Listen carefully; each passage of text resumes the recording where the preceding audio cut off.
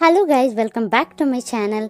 आज मैं आप लोगों के लिए एक नई Taiwanese drama stay by my side का एपिसोड फर्स्ट लेकर आई हूँ। So without further ado let's get into the video.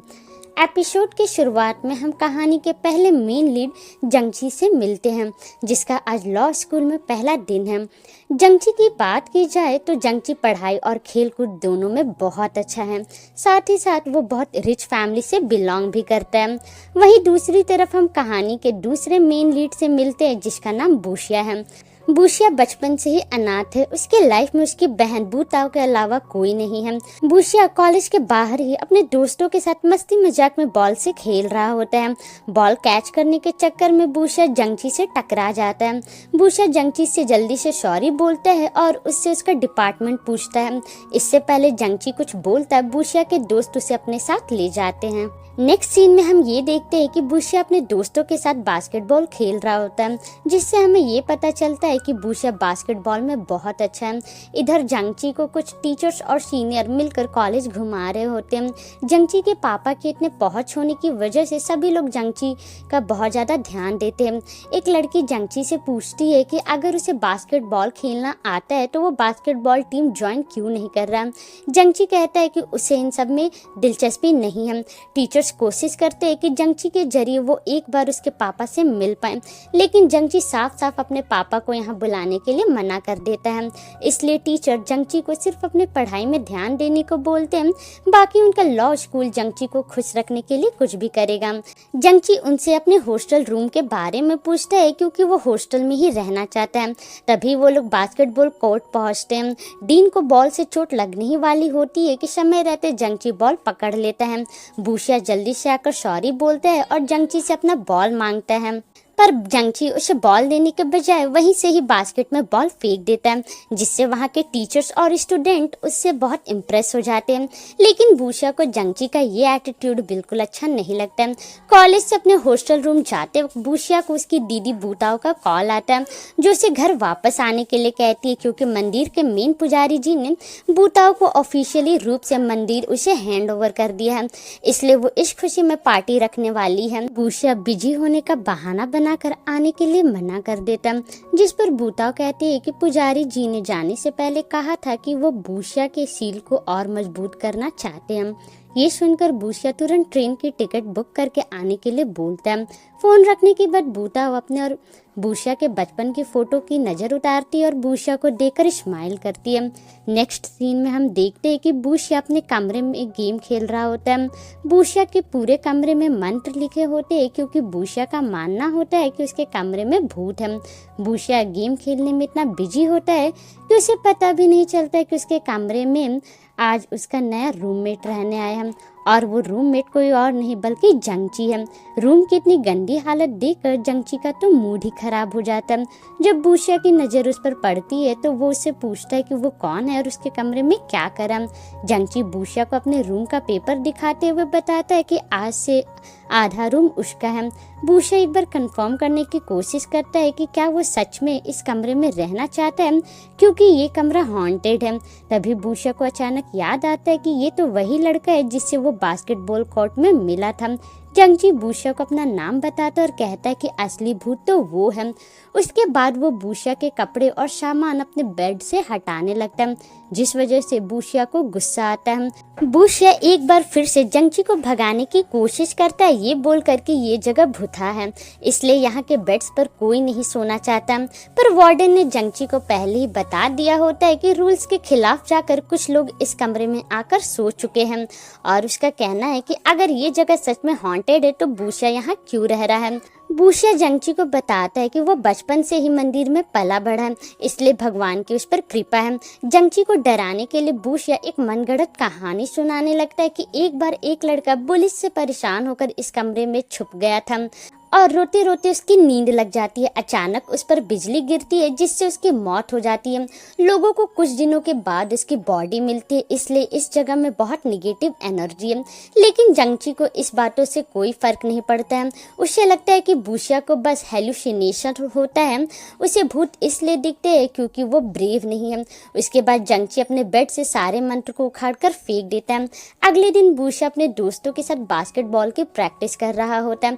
जंगची की की वजह से उसका गुस्सा अभी भी कम नहीं हुआ होता। उसे गुस्से में खेलता देख उसके दोस्त जेंगहो और युनहाओ उससे उसके गुस्से की वजह पूछते हैं। बूशिया उन्हें बता देता है कि कल से कोई उसके कमरे में रहने आया है। बूशिया को समझ नहीं आता कि जब जंगची इतना अमीर है तो वो गरीब होने का नाटक क्यों कर रहा है और उतने छोटे से कमरे में क्यों रह रहा है। बूशिया का बचपन का सपना होता है कि उसका खुद का कमरा हो, लेकिन जंगची की वजह से उसे उसका कमरा शेयर करना पड़ रहा।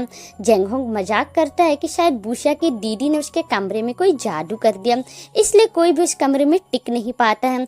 ऐसा होता तो नहीं है, पर बूशिया को ये आइडिया अच्छा लगता है कि वो अपनी दीदी से कहकर अपने कमरे में कुछ जादू करवा दे। तभी बूशिया जंगची को कहीं जाते हुए देखता है। बूशिया चोरी छुपे जंगची का पीछा करने लगता है क्योंकि उसने सुना है कि अपने दुश्मन को हमेशा अपने पास रखना चाहिए। बूशिया जंगची को कुछ स्टूडेंट्स को पैसे देते हुए देखता है। जंगची जब वहां से जाने लगता है तब वो देख लेता है कि बूशिया उस पर नजर रख रहा है, पर वो उसे टोकता नहीं है और एक लड़की से मिलने जाता है जिसे वो अपना हेलमेट देता है। बूशिया सोचता है कि जंगची कहते रहता है कि उसके पास पैसे नहीं है, पर वो इतनी महंगी चीजें लड़की को देने के लिए खरीद रहा है। नेक्स्ट सीन में बूशिया को जंगची के साइड का कमरा साफ सुथरा देखकर अच्छा नहीं लगता, इसलिए वो वहां पर अपने कपड़े फैला देता है। उसके बाद वो देखता है कि जंगची सेकंड हैंड बुक यूज कर रहा है। तभी बूशिया को मैसेज आता है कि उसके खाने का ऑर्डर आ गया है। बूशिया का ऑर्डर जंगची लेकर आता है और उससे डिलीवरी फी मांगता है, जिससे उसे ये पता चलता है कि जंगची डिलीवरी बॉय का काम करने लगा है। बूशिया जंगची से बबल टी पीने के लिए पूछता है, पर उल्टा जंगची उसका मजाक उड़ा देता है कि ट्रांस फैट उसे बेवकूफ बना देता है। ये सुनकर बूशिया उस पर गुस्सा करने लगता है। अगले दिन जब बूशिया के दोस्तों को पता चलता है कि जंगची उसका रूममेट है, तो वो बूशिया को जंगची के साथ दोस्ती करने के लिए कहता है ताकि वो लोग जंगची को अपने बास्केटबॉल टीम में शामिल कर सके। दरअसल बहुत जल्द उनका टूर्नामेंट होने वाला है और वो लोग इस बार कुछ प्राइज जीतना चाहते हैं, जिसके लिए उन्हें जंगची की जरूरत है। बूशिया इस चीज के लिए साफ साफ इनकार कर देता है और कहता है कि वो है ना, वो उन्हें कंपटीशन जिताएगा। जिस पर उसके दोस्त कहते हैं कि टीम सिर्फ उस पर ही डिपेंड नहीं कर सकती है, उसके साथ मैचअप करने के लिए बूशिया को जंगची की जरूरत पड़ेगी। उसके दोस्त बूशिया को बताते हैं कि जंगची को उसके हाई स्कूल में लोग उसके अच्छे गेम की वजह से उसे शार्प शूटर कहकर बुलाते थे, पर बूशिया उनको धमकी दे देता है कि अगर जंगची उनके टीम में आएगा तो फिर वो टीम से बाहर हो जाएगा। अगली सुबह जंगची की अलार्म की वजह से बूशिया की नींद टूट जाती है। गुस्से में बूशिया अलार्म बंद कर देता है और जंगची के कपड़े बेड पर फेंक देता है और वापस जाकर सो जाता है। जंगची जब अपने बिखरे हुए कपड़े देखता है तो वो बूशिया से बदला लेने के लिए उसका अलार्म ऑफ कर देता है और पर्दे लगा देता है, जिस वजह से बूशिया को उठने में देर हो जाती है और वो क्लास के लिए लेट हो जाता है। उस दिन के बाद से बूशिया और जंगची के बीच टॉम एंड जेरी जैसी लड़ाई स्टार्ट हो जाती है। जंगची बूशिया के बदबूदार कपड़े कमरे के बाहर रख देता है।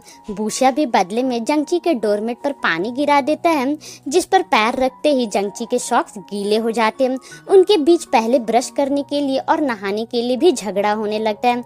दोनों हॉल में बैठकर टीवी देख रहे होते हैं, पर जल्द ही वो लोग बच्चों की तरह रिमोट के लिए लड़ने लगते हैं। बार बार चैनल बदलने की वजह से टीवी खराब हो जाता है और बंद पड़ जाता है। ये देखकर दोनों डर जाते हैं। बूशिया टीवी ठीक करने के लिए अपने सीनियर को बुलाता है, पर सीनियर से भी टीवी ठीक नहीं हो पाता है। सीनियर बूशिया और जंगची पर गुस्सा करने लगता है और कहता है कि एक एंथ्रोपोलॉजी है तो एक लॉ में है। वो लोग लकी है कि वो लोग रूममेट है, फिर भी वो लोग बच्चों की तरह लड़ रहे हैं। बूशिया सारा इल्जाम जंगची पर लगा देता है कि वही उसे परेशान कर रहा है। सीनियर उन लोगों को और मैच्योर होने के लिए कहता है, पर उनको इस बात पर भी बहस करता देख वो उनको एक दूसरे से आर्म रेसलिंग करने को कहता है। इसमें जो हारेगा उसे 1 महीने तक जीतने वाले को परेशान नहीं करना होगा। बूशिया और जंगची इसके लिए रेडी हो जाते हैं। स्टूडेंट्स भी उनको चीयर अप करने के लिए आ जाते हैं। कभी ऐसा लगता है कि बूशिया जीत रहा है तो कभी ऐसा लगता है कि जंगची जीत रहा है, लेकिन जब बूशिया सच में हारने वाला होता है तो वो जीतने के लिए जानबूझ करके जंगची को किस करने के लिए उसके पास आता है। बूशिया के अचानक इतने पास आने से जंगची घबरा जाता है और इस मौके का फायदा उठाकर बूशिया जंगची को हरा देता है।